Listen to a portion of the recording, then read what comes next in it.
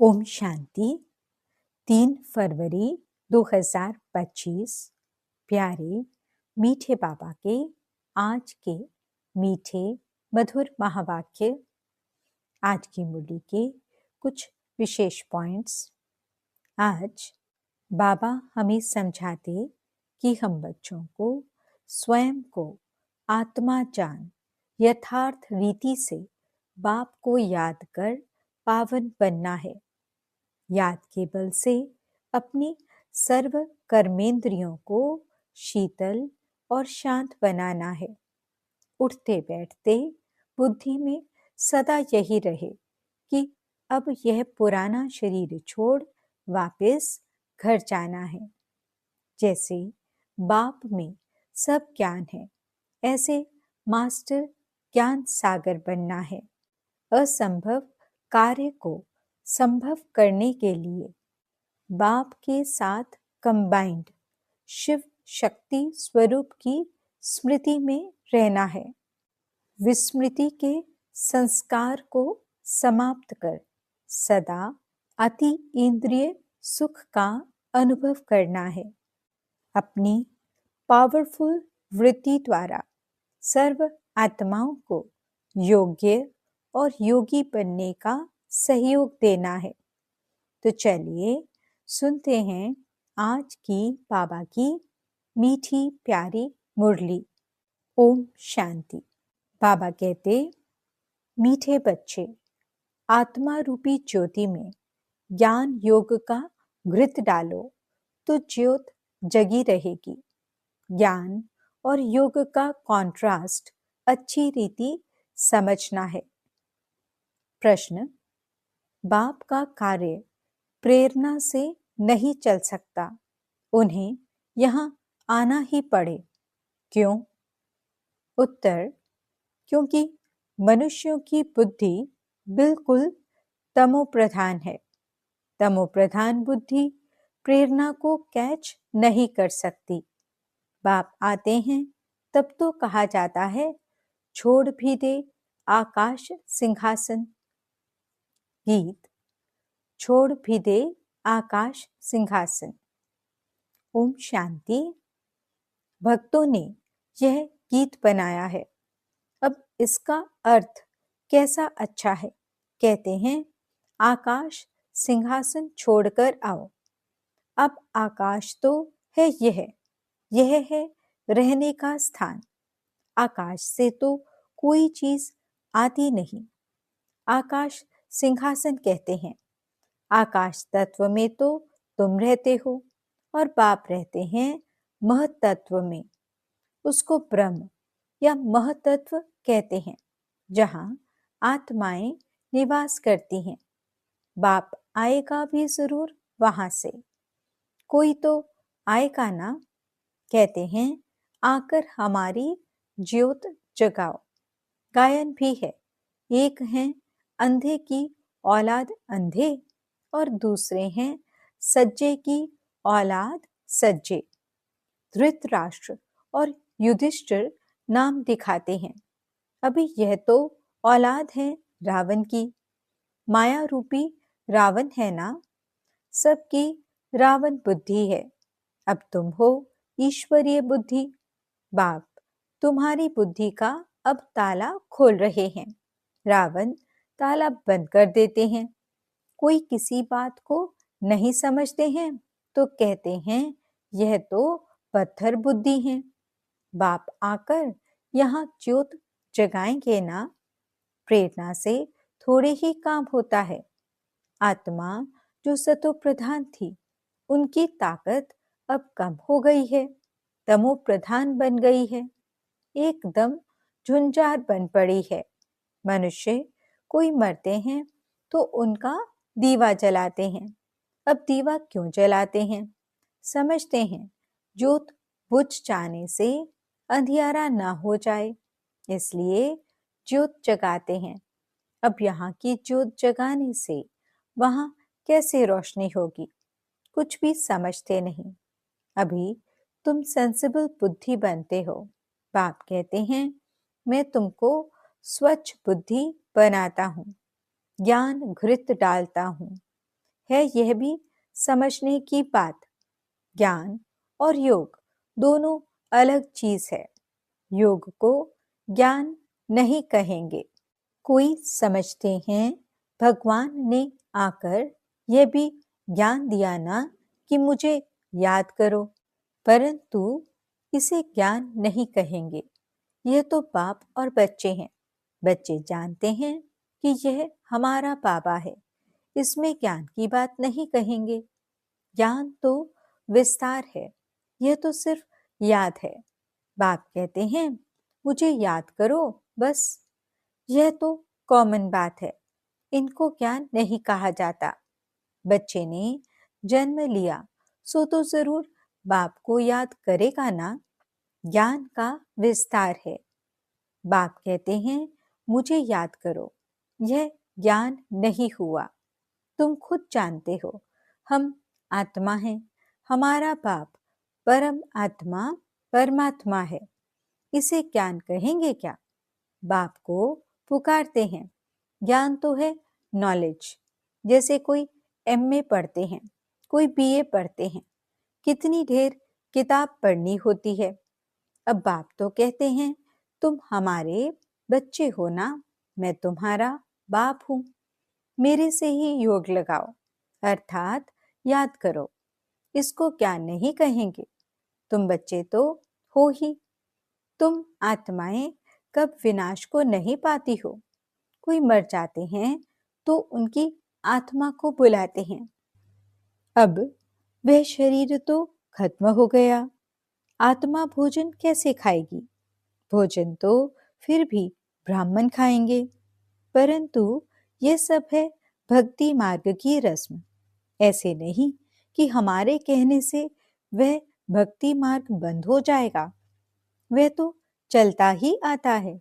आत्मा तो एक शरीर छोड़ जाए दूसरा लेती है। बच्चों की बुद्धि में ज्ञान और योग का कॉन्ट्रास्ट स्पष्ट होना चाहिए। बाप जो कहते हैं मुझे याद करो, यह ज्ञान नहीं है। यह तो बाप डायरेक्शन देते हैं। इनको योग कहा जाता है।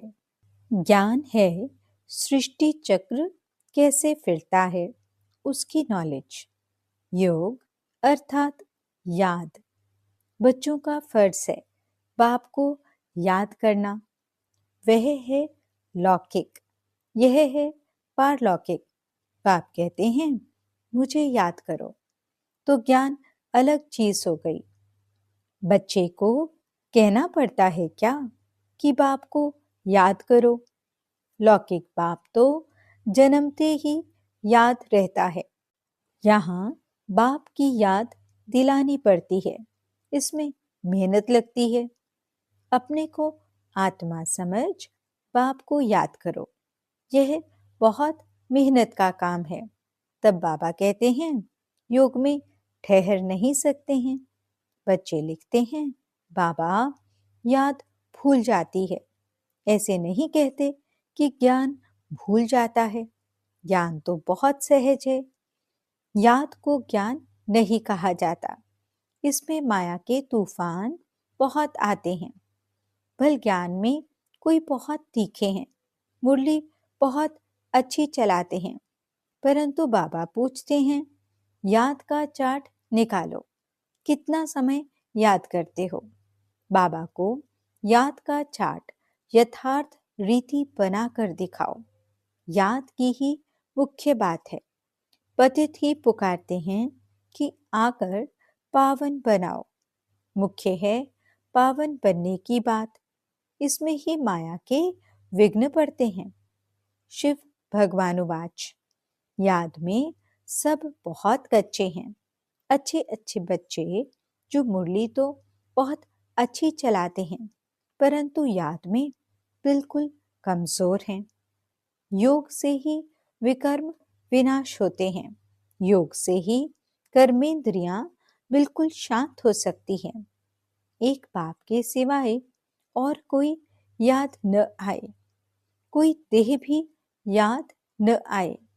आत्मा जानती है यह सारी दुनिया खल्लास होनी है। अब हम जाते हैं अपने घर। फिर आएंगे राजधानी में। यह सदैव बुद्धि में रहना चाहिए। ज्ञान जो मिलता है वह आत्मा में रहना चाहिए। बाप तो है योगेश्वर, जो याद सिखलाते हैं। वास्तव में ईश्वर को योगेश्वर नहीं कहेंगे। तुम योगेश्वर हो। ईश्वर बाप कहते हैं, मुझे याद करो। यह याद सिखलाने वाला ईश्वर बाप है। वह निराकार बाप शरीर द्वारा सुनाते हैं। बच्चे भी शरीर द्वारा सुनते हैं। कई तो योग में बहुत कच्चे हैं, बिल्कुल याद करते ही नहीं। जो भी जन्म जन्मांतर के पाप हैं, सबकी सजा खाएंगे। यहाँ आकर जो पाप करते हैं वे तो और ही 100 गुना सजा खाएंगे।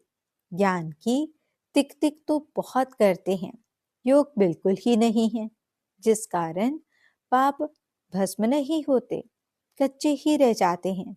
इसलिए सच्ची सच्ची माला 8 की बनी है। 9 रत्न गाए जाते हैं। 108 रत्न कब सुने हैं? 108 रत्नों की कोई चीज नहीं बनती है। बहुत हैं जो इन बातों को पूरा समझते नहीं हैं। याद को ज्ञान नहीं कहा जाता। ज्ञान सृष्टि चक्र को कहा जाता है। शास्त्रों में ज्ञान नहीं है। वे शास्त्र हैं भक्ति मार्ग के। बाप खुद कहते हैं, मैं इनसे नहीं मिलता। साधुओं आदि सबका उद्धार करने मैं आता हूँ। वह समझते हैं ब्रह्म में लीन होना है। फिर मिसाल देते हैं पानी के बुदबुदे का। अभी तुम ऐसे नहीं कहते। तुम तो जानते हो हम आत्माएं बाप के बच्चे हैं। मामेकम याद करो। ये अक्षर भी कहते हैं, परंतु अर्थ नहीं समझते। भल कह देते हम आत्मा हैं, परंतु आत्मा क्या है, परमात्मा क्या है, ये ज्ञान बिल्कुल नहीं।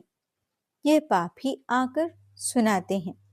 अभी तुम जानते हो हम आत्माओं का घर वह है, वहां सारा सिजरा है। हर एक आत्मा को अपना पाठ मिला हुआ है। सुख कौन देते हैं, दुख कौन देते हैं, यह भी किसको पता नहीं है। भक्ति है रात, ज्ञान है दिन। 63 जन्म तुम धक्के खाते हो, फिर ज्ञान देता हूं तो कितना समय लगता है? सेकंड। यह तो काया हुआ है। सेकंड में जीवन मुक्ति। यह तुम्हारा पाप है ना? वही पतित पावन है। उनको याद करने से तुम पावन बन जाएंगे। सतयुग, त्रेता, द्वापर, कलयुग, ये चक्र है।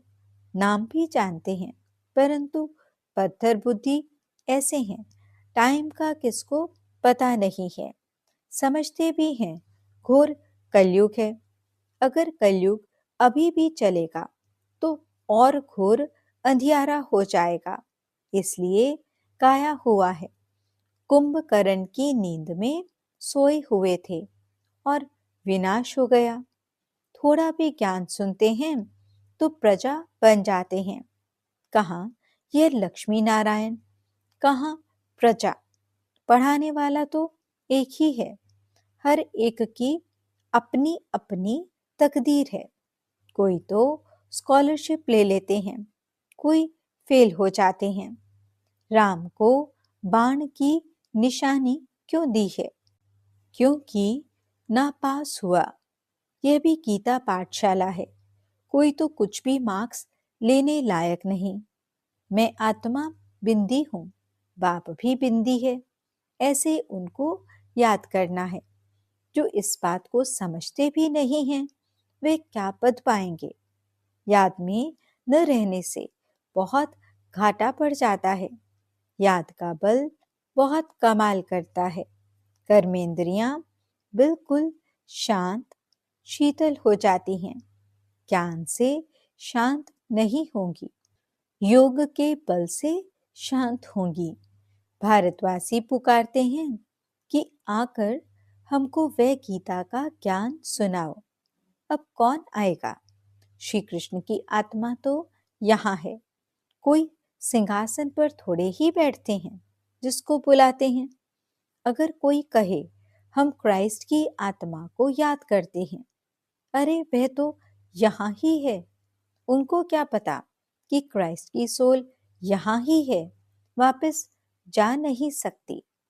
लक्ष्मी नारायण पहले नंबर वालों को ही पूरे 84 जन्म लेने हैं, तो और फिर वापस जा कैसे सकते? वे सब हिसाब है ना। मनुष्य तो जो कुछ बोलते हैं सो झूठ। आधा कल्प है झूठ खंड, आधा कल्प है सच खंड। अभी तो हर एक को समझाना चाहिए। इस समय सब नरकवासी हैं, फिर स्वर्गवासी भी भारतवासी ही बनते हैं। मनुष्य कितने वेद, शास्त्र, उपनिषद आदि पढ़ते हैं, क्या इससे मुक्ति को पाएंगे? उतरना तो है ही। हर चीज सतो रजो तमो में जरूर आती है। न्यू वर्ल्ड किसको कहा जाता है? किसको भी यह ज्ञान नहीं है। यह तो बाप सम्मुख बैठ समझाते हैं। देवी देवता धर्म कब, किसने स्थापन किया? भारतवासियों को कुछ भी पता नहीं है, तो बाप ने समझाया है। ज्ञान में भल कितने भी अच्छे हैं, परंतु योग में कई बच्चे नापास हैं। योग नहीं तो विकर्म विनाश नहीं होंगे, ऊंच पद नहीं पाएंगे। जो योग में मस्त हैं वही ऊंच पद पाएंगे। उनकी कर्मेंद्रियां बिल्कुल शीतल हो जाती हैं। देह सहित सब कुछ भूल देही अभिमानी बन जाते हैं। हम अशरीरी हैं, अब जाते हैं घर। उठते बैठते समझो अब यह शरीर तो छोड़ना है। हमने पाठ बजाया, अब जाते हैं घर। ज्ञान तो मिला है, जैसे बाप में ज्ञान है, उनको तो किसको याद नहीं करना है। याद तो तुम बच्चों को करना है। बाप को ज्ञान का सागर कहा जाता है। योग का सागर तो नहीं कहेंगे ना। चक्र का नॉलेज सुनाते हैं और अपना भी परिचय देते हैं। याद को ज्ञान नहीं कहा जाता। याद तो बच्चे को आपे ही आ जाती है। याद तो करना ही है, नहीं तो वर्षा कैसे मिलेगा? बाप है तो वर्षा जरूर मिलता है। बाकी है नॉलेज। हम 84 जन्म कैसे लेते हैं? तमो प्रधान से सतो प्रधान, सतो प्रधान से तमो प्रधान कैसे बनते हैं, यह बाप समझाते हैं। अब सतो प्रधान बनना है बाप की याद से। तुम रूहानी बच्चे रूहानी बाप के पास आए हो। उनको शरीर का आधार तो चाहिए ना। कहते हैं मैं बूढ़े तन में प्रवेश करता हूँ, है भी वानप्रस्थ अवस्था। अब बाप आते हैं तब सारी सृष्टि का कल्याण होता है। यह है भाग्यशाली रथ। इनसे कितनी सर्विस होती है। तो इस शरीर का भान छोड़ने के लिए याद चाहिए। इसमें ज्ञान की बात नहीं, जास्ती याद सिखलानी है। ज्ञान तो सहज है, छोटा बच्चा भी सुना दे। बाकी याद में ही मेहनत है। एक की याद रहे, इसको कहा जाता है अव्यभिचारी याद। किसके शरीर को याद करना? वह है व्यभिचारी याद। याद से सबको भूल अशरीरी बनना है। अच्छा, मीठे मीठे सिकिलदे बच्चों प्रति माता पिता बाप दादा का याद प्यार और गुड मॉर्निंग। रूहानी बाप की रूहानी बच्चों को नमस्ते। हम रूहानी बच्चों की रूहानी बाप दादा को दिल व जान सिकवा प्रेम से नमस्ते नमस्ते नमस्ते जी। गुड मॉर्निंग बाबा। शुक्रिया बाबा। धारणा के लिए मुख्य सार। पहला पॉइंट, याद के बल से अपनी कर्मेंद्रियों को शीतल शांत बनाना है। फुल पास होने के लिए यथार्थ रीति पाप को याद कर पावन बनना है। दूसरा पॉइंट, उठते बैठते बुद्धि में रहे कि अभी हम यह पुराना शरीर छोड़ वापस घर जाएंगे। जैसे पाप में सब ज्ञान है, ऐसे मास्टर ज्ञान सागर बनना है। वरदान, कंबाइंड स्वरूप की स्मृति द्वारा श्रेष्ठ स्थिति की सीट पर सेट रहने वाले सदा संपन्न भव। संगम युग पर शिव शक्ति के कंबाइंड स्वरूप की स्मृति में रहने से हर असंभव कार्य संभव हो जाता है। यही सर्वश्रेष्ठ स्वरूप है। इस स्वरूप में स्थित रहने से संपन्न भव का वरदान मिल जाता है। बाप दादा सभी बच्चों को सदा सुखदायी स्थिति की सीट देते हैं। सदा इसी सीट पर सेट रहो तो अति इंद्रिय सुख के झूले में झूलते रहेंगे। सिर्फ विस्मृति के संस्कार समाप्त करो। स्लोगन, पावरफुल वृत्ति द्वारा आत्माओं को योग्य और योगी बनाओ। ओम शांति। आज के अव्यक्त इशारे। एकांत प्रिय बनो, एकता और एकाग्रता को अपनाओ। एकमत का वातावरण तब बनेगा जब समाने की शक्ति होगी। तो भिन्नता को समाओ, तब आपस में एकता से समीप आएंगे और सर्व के आगे दृष्टांत रूप बनेंगे। ब्राह्मण परिवार की विशेषता है अनेक होते भी एक। वह एकता का वाइब्रेशन सारे विश्व में एक धर्म एक राज्य की स्थापना करेगा। इसलिए विशेष अटेंशन देकर भिन्नता को मिटाकर एकता लानी है। ओम शांति।